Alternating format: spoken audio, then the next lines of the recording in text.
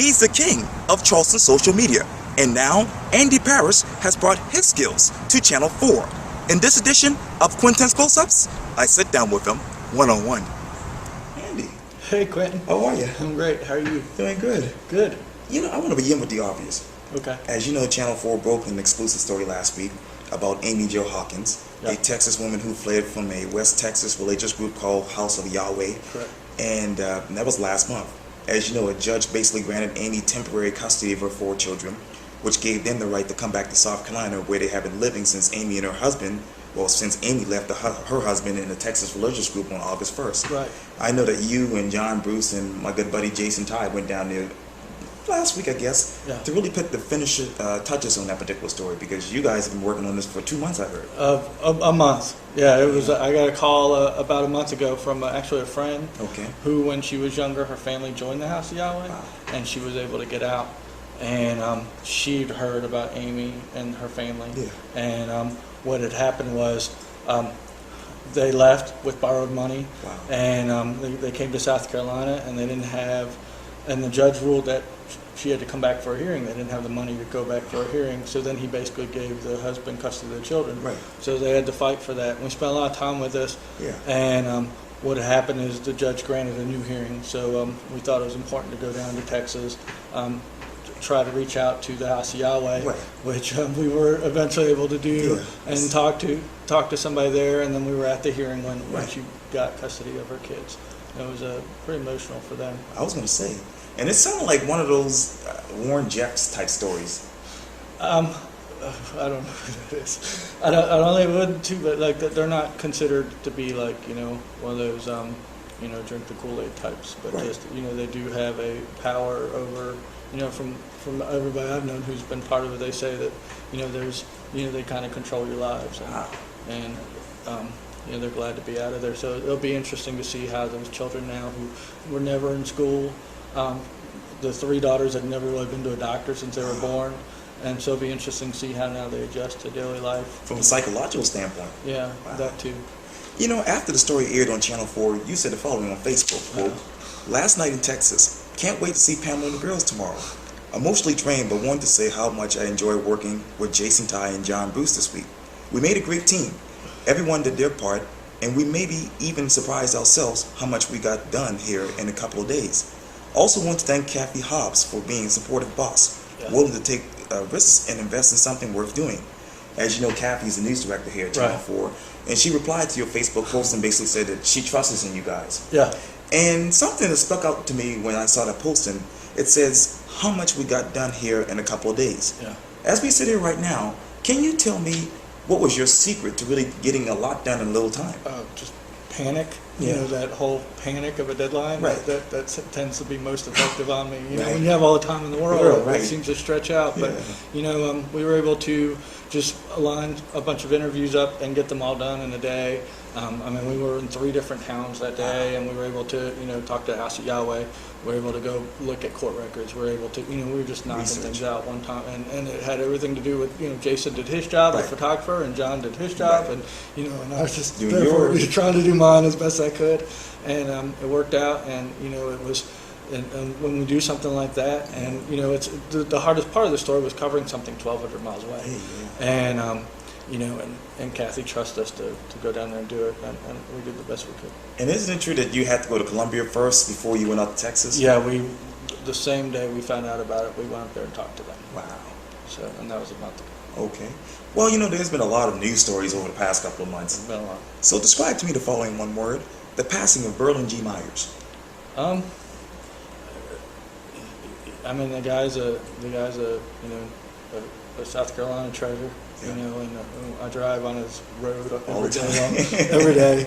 So I think that was but I think he had a long life and accomplished a lot. John McKissick retiring. Yeah, that was a big deal. Yeah. And and that was definitely a big deal. And it's neat to see him still at the stands of the games and all that kind of stuff. A Cessna and an F-16 collided in Mounts Corner. Yeah, that was a tough story to cover. Obviously it happened not in a place where that was easily accessible. And we were just, we just tried to cover that as best we could. I think I dinged up my car pretty good trying to get to a dirt road. Right. You know, it was just one of those things. Yeah. But you know, I think we just covered that. You know, you just kind of try to cover everything the best you can. Dr. Jarita Postlewaite. I haven't followed that story as much. It's been interesting. I've just been reading it. I haven't Right. really done much to cover that. The Mount Zion A&E Church fire in Greeleyville. That was really interesting. It was a really, you know, strong coincidence. Yeah. Because, you know, coming on the anniversary and right after the church shootings, Right. and you can't see me, he's off camera, but Dave Williams kind of called it. There was just so much lightning Lightning in that the day. area, I remember that. And, you know, he had a calm voice throughout that and said, you know, look, everybody, you know, there was, you know, definitely a chance Right. of lightning. Right. And, you know, and I don't think a lot of people wanted to believe him. No. But you know, and Dave caught some flag, but, you know, Dave was right. Right, So, yeah. you know, and that's the great thing. I mean, we worked with so many great people here Yeah. who, you know, aren't jumping to conclusions, Conclusions, right. and they're, you know, and they're dealing with facts, and, Right. and you know, and it's just a great job by Dave. Yes, indeed. Walter Scott. That happened, literally, I was here, maybe 2 weeks Right. after that happened, and, Right. and it's just been one thing after another since. But there's lots of developments in that case just here in the last couple of weeks. That's true. And it's interesting to see now, as his defense team has had time to look at the evidence and ask for more evidence, see what, you know, we're going to hear some more about this. So, you know, still more of a wait and see. The Confederate flag removal. That was a long day, wasn't it? It was. And pretty emotional, pretty crazy. It was really interesting to see how the sausage was made, you know, up there in Capitol Hill, and you know, lots of unexpected, you know, just everything leading up to that was unexpected. 2 weeks before that, you Right. would have never guessed that flag was going up. Sure. So it was interesting to see how that incident could really just, you know, change minds and hearts. The bridge walk. That was crazy, wasn't it? Yeah. I think we were the only station to Cover cover it. it live on TV, and then we had the helicopter up, That's and right. and the helicopter. I mean, that's when you really knew, wow, this is really So going many big. people. Yeah, and I like even Taylor Swift's comment. Yeah. You know, it's big if Right, you know, yeah. you know, Tay-Tay's talking about it. Right. But yeah, I mean, there were just so many people, and we had this helicopter pictures. It looked like another bridge ride. Bridge, yeah. You know. Mhm. So it was really neat to see Charleston come out like that. Hopefully, the momentum's not dying. Hopefully, it's still going out there. You know, people are thinking how they can improve the community. The Lizard Man. That was well, my coworker Sam Tyson Oh, yes. saw that, and he knew the legend of it. Yeah. I'd like, what is this? Right. You know, I'm like, all right, I'm going back to bed. It was Right. like a Saturday or Right. something. I'm like, I don't know what this is. But he saw the picture, and he went and searched it, and he knew all the history of it. And you know, maybe it's a little tongue in cheek. I don't know, man, but you know, I think what's notable about it, even if it's not real, is Right. the fact that people still perpetuate this Oh, thing yes. 3 decades later, Yeah. and it's still, you know, and the measures they're going through Right. to you know, keep the story alive. Just like And- Bigfoot. Yeah, and like, you know, Sam and I were we're helping cover Friday Night Football the other Right. day, and there it is on the new Colbert show, Right. and he's Oh, yeah. talking about it. About And it, like, yeah. I'm like, Sam, that's because of you, Right. you know, because I don't know, you know, had he not kind of did his research and looked into that, I don't know if anybody else would have noticed. And social media. Yeah, social, definitely. Let's walk back to July 2nd. Yeah. You posted this on Facebook. Quote, now that the funerals are over and the national press is mostly left, I just wanted to take a moment to say how proud I am of the WCIV ABC News 4 team for their coverage and hard work over the last 2 weeks. We have a significantly smaller staff than the last 2 newspapers I worked for, which means long, long hours for everyone. But it was really inspiring to see people chip in and help one another, even if it wasn't their job. You later went on to mention the owner and off-air staff members who were really heavily involved with this major historic event. Right. And I know Tessa actually lost someone inside the church on that particular day. Yeah. And you also said this later too. You said we're all just doing our jobs. But I just want to say it's a pleasure doing it all with you. And you said that we all are just doing our jobs. Right. But like I said earlier, Mother Emanuel was a very, very historic major event here in Charleston. Right. And I know we in the news business have to keep our opinions at day's length. We have to just tell the facts. Right. Tell me, how did you keep your emotions in check after knowing that 9 people were shot and killed during Bible study? Well, we were there that first night, Right. our nights now, so, you know, we heard it on the scanner. Oh, yeah. And they were pretty expressive over the scanner, more than usual. Right. You know, it pretty much came over, you know, at least 8 people shot. Shot. And, you know, and within minutes we had more sources saying this, you know, 8 dead, 9 people shot. And it was just so unbelievable, you know, like you just couldn't wrap your heads around it. I mean, I know a lot of us were just like, well, I'm not reporting that until, you know, somebody says that, because right. that just seems really, right. you know, it was inconceivable. Right. And, you know, it was just an emotional day, and most of us, and within an hour or two, we had the entire newsroom in there. You know, everybody came in, or they were out on the field, Right. and you know, most of us didn't go home till the next day. Oh, wow. Well, and that's, you know, that's the business. Business, yeah. But like I said, you know, I have a newspaper background, and we've had bigger staffs where I've gone, and here, but here we have to cover, you know, we're Right. at every funeral, Right. we're at every memorial I remember service, that. we're at everything, Right. and to do that with a smaller staff, you It's know, we're- amazing. Yeah, I mean, it's just it really took a lot of commitment and, you know, and sacrifice, and you know, a lot of us didn't see our families for a week, but you know, that's the job. Yeah. But you know, it was really neat to work with the people here. I got kind of a taste to see everything that they have to do. I mean, the cameramen, Oh, you yes. know, they're putting so much much time, time. and they're dragging all this equipment around, Right. and it was. But as far as putting your motions on, I mean, you got a job to do. Do we? you Yeah. know. Yeah. Fill in the blanks for me. Oh. Caitlin the dog is. Caitlin the dog is safe. She's got a new family. And hopefully she's good and she's going to recover. Channel 4 winning an Emmy is. It was a big deal. You know, I mean, I think we were the only local station to even be nominated, and they had 4 nominations and won 2 of them, and you know, not surprising at all. Yeah. They just so much talent. They put a real premium on telling stories here, Right. and I think that showed through.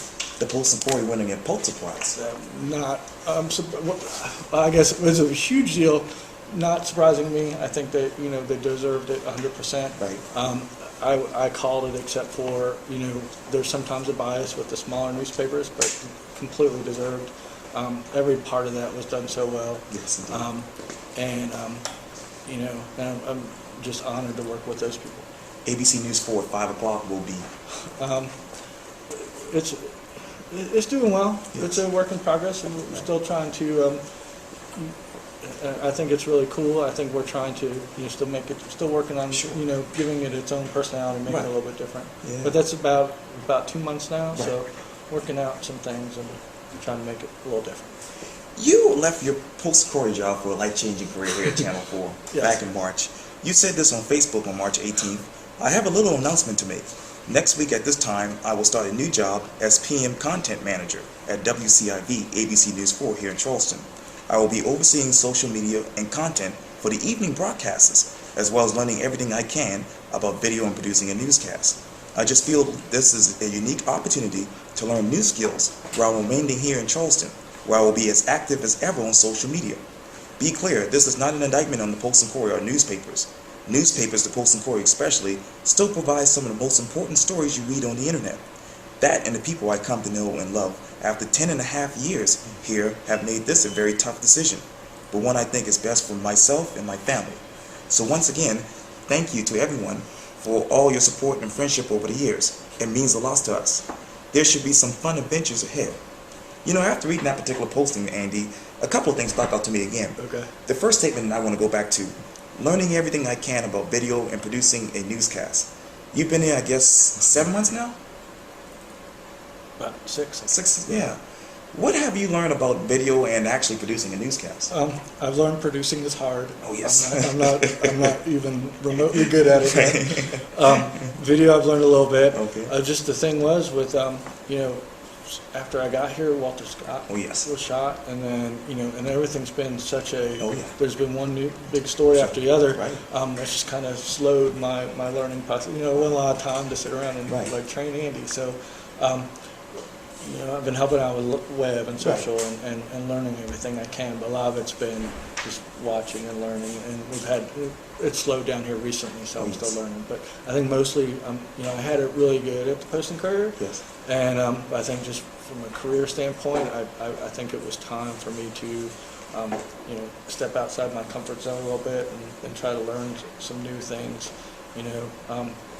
going forward, and some other things I just wanted to know how to do. And I think you can get a little comfortable at a job sometimes, and then 10 years goes by, and you're like, well, I don't know anything new. Right. So it was just and the team here really just kind of made it very inviting. I thought this was a good place to start to start a TV career. And you're a legend. I'm a what? You're a legend. No, not at all. You're the legend. Oh, no. I like to be in the background. But Anthony Parris, this is so great. Thank you so much. Hey, thanks for having me. I appreciate this. It. Thanks a lot. Thank you. Thank you.